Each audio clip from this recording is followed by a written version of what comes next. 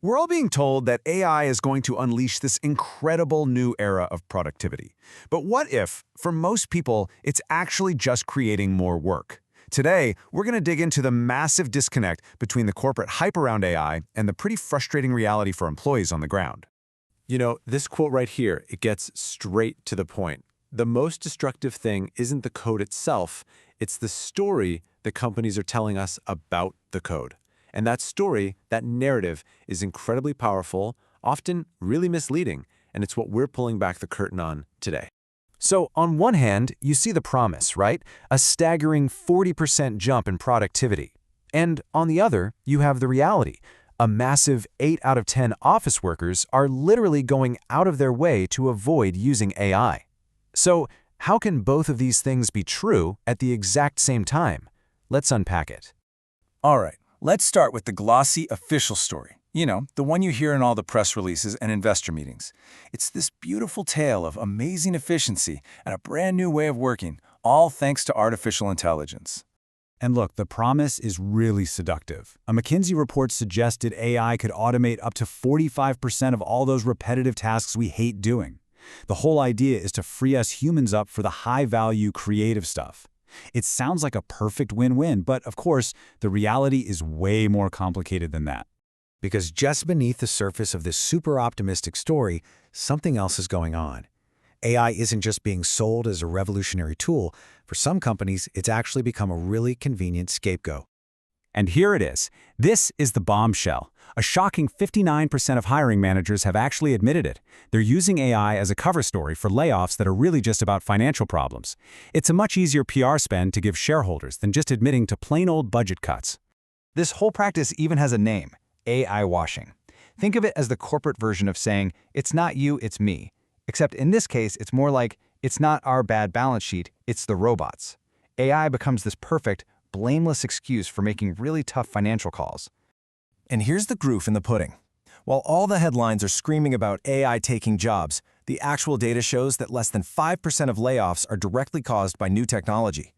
The story being told just doesn't match the statistics at all. Experts, they see right through this. As AI strategist Lisa Palmer puts it, this is often pure PR. It's a story designed to manage how things look, not a reflection of what's actually happening. But this story has serious consequences for the people who are expected to use this technology every day. And yeah, employees aren't buying the story either.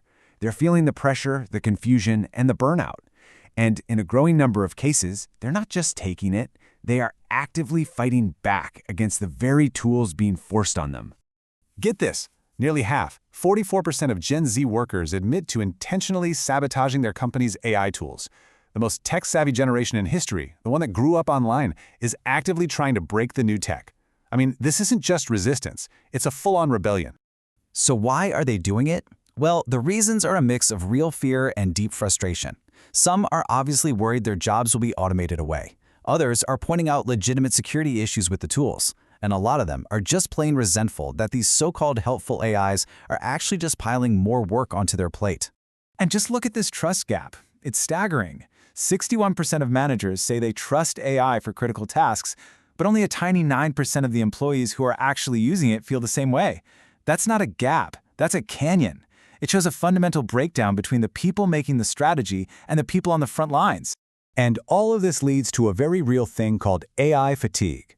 A recent Harvard study basically confirmed what so many people are feeling, that instead of making work easier, these AI tools often just make it more intense, leading to burnout and worse decision-making. The promised revolution is feeling a lot more like an extra burden. So, to really understand this resistance, we have to look beyond just bad implementation or a clumsy rollout. This is about fundamental, hardwired human barriers that no amount of fancy code can just solve on its own. We're talking about the messy, complicated realities of how people think and talk and connect with each other. All the things that you can't just neatly package into an algorithm. So first, you've got the psychological barriers. We humans are wired for emotional connection, right? But AI interactions just feel cold, robotic. So we're naturally skeptical of what it produces, we get anxious because it can be so unpredictable, and we're all deeply concerned about privacy and being constantly monitored. And then there are the huge cultural barriers. AI often has zero cultural awareness. It doesn't get local idioms or slang or humor. It's usually trained on data that reflects one dominant, often Western culture, and that just leads to all sorts of misinterpretations in a global workplace. And finally, AI still fails at the very core of human language: nuance. It struggles with context, it definitely doesn't get sarcasm, and it has no idea how to interpret tone or emotion. It can process the words, sure, but it completely misses the meaning behind the words, which means a human constantly has to step in and fix its mistakes. Okay, so with all of these challenges, how do we move forward? How do we actually close this gap between the promise of AI and the frustrating reality? Well, the good news is there is a better way. See, the problem isn't the technology itself. It's how it's being rolled out, with a ton of hype instead of a real strategy, and without ever considering the human element.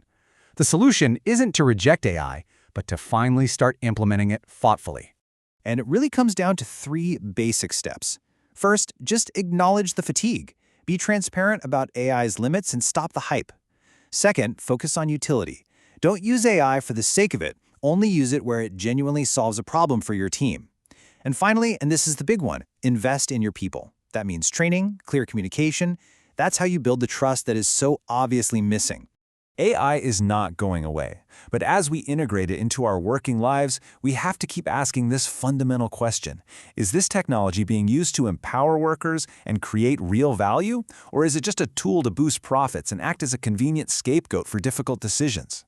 The answer is going to define the future of work for all of us.